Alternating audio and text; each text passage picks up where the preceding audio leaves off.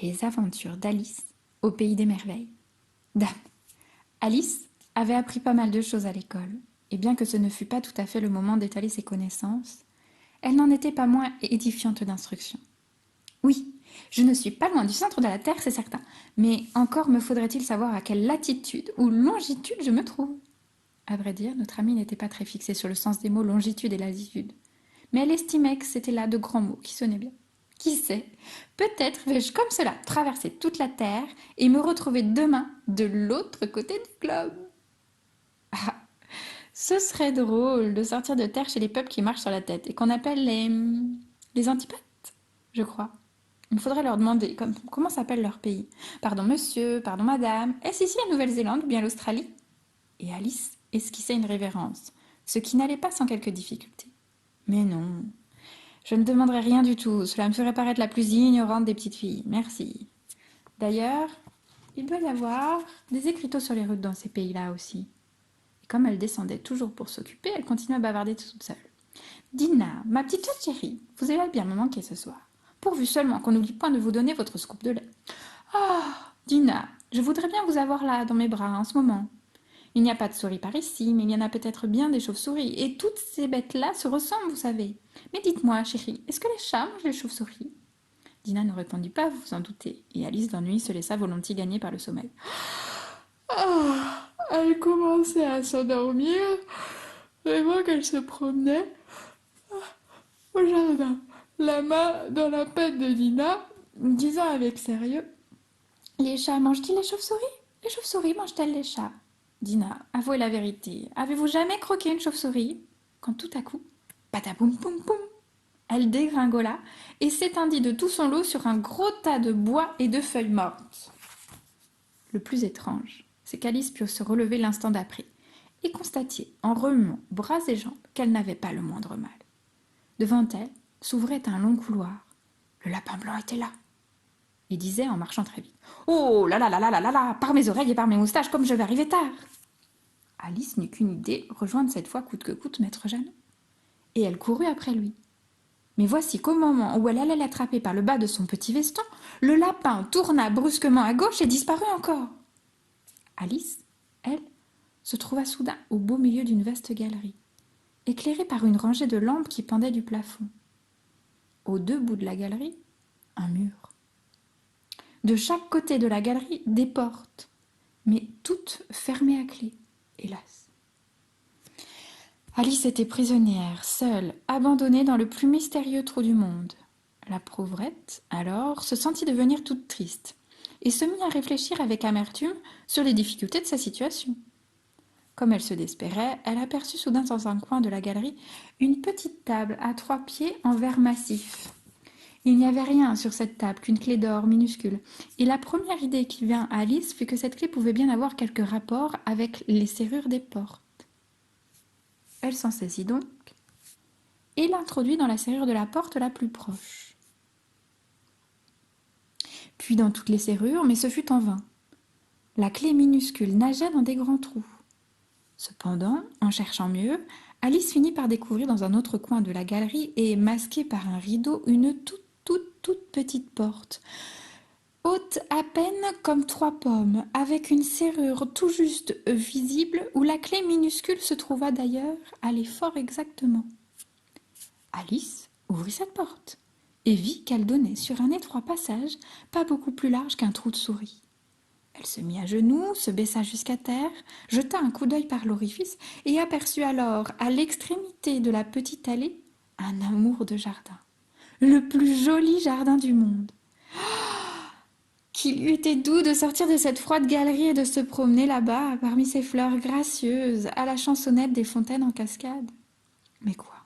La pauvre chérie ne pouvait même pas passer sa tête dans le cadre de la porte. Et d'ailleurs, se disait-elle avec toutes les apparences de la raison, cela ne m'avancerait guère de passer ma tête puisque mon corps ne pourrait suivre. Et elle ajouta à haute voix: ah, si seulement je pouvais rentrer en moi-même comme une longue-vue. Et comme elle émettait ce vœu fantastique, quelque chose lui dit qu'après tant d'événements déjà extraordinaires, il n'y avait rien de si surprenant à ce que celui-ci se réalisât à son tour. Sur la table en verre, Alice aperçut bientôt une petite bouteille, arrivée là par magie, vraiment, et dont le col était cravaté d'une étiquette de papier portant ces mots: Buvez-moi, buvez-moi, buvez-moi, buvez-moi, buvez-moi, buvez-moi. Sans doute. Voilà qui était bel et bon à dire, même par écrit. Mais la sage petite Alice n'allait pas faire une chose aussi hasardeuse sans prendre 1001 précautions. Voyons un peu, se dit-elle.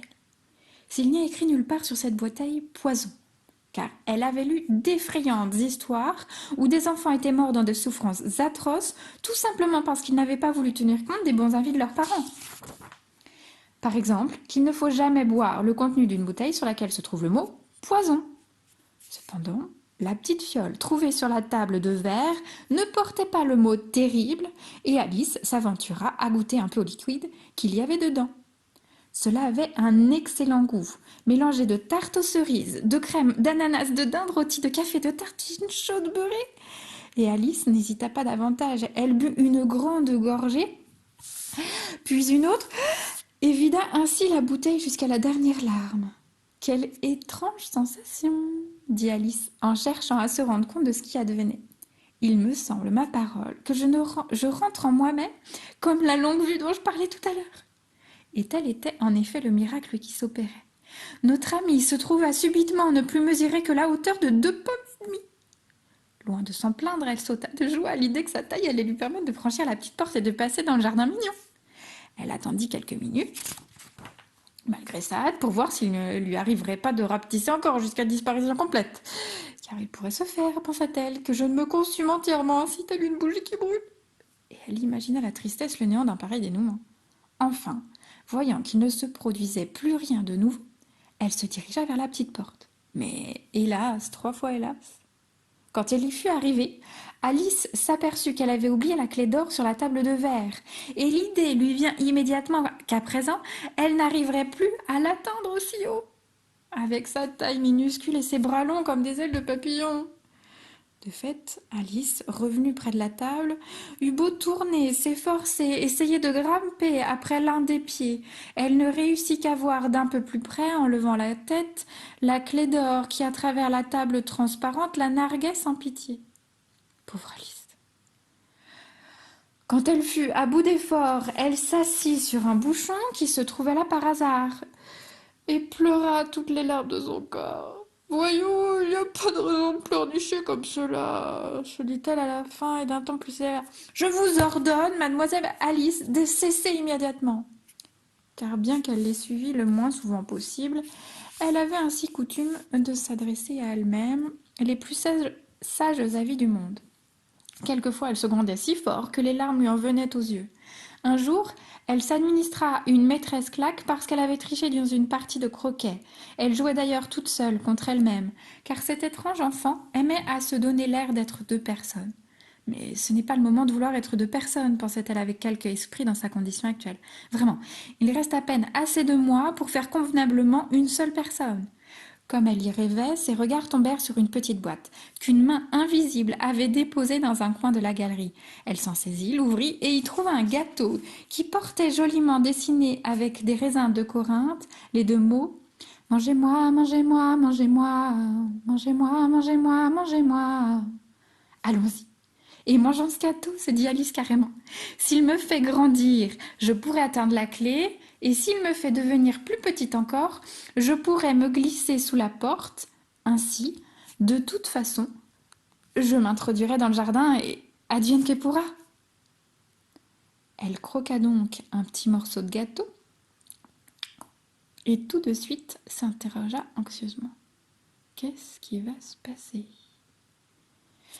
Elle mit ingénument sa main gauche au-dessus de sa tête, comme un niveau dont elle allait ou bien se rapprocher ou bien s'éloigner, mais il ne se passa rien. À la vérité, c'est ce qui arrive généralement quand on a mangé un petit morceau de gâteau, et même un gâteau tout entier. Mais Alice ne pouvait plus admettre qu'il ne lui arrivait que des choses ordinaires. Elle pensa que l'effet ne se produirait peut-être qu'après qu'elle aurait mangé tout le gâteau. Et comme ce raisonnement n'était pas pour déplaire à sa gourmandise, je vous laisse deviner ce qu'elle fit de cette agréable pâtisserie.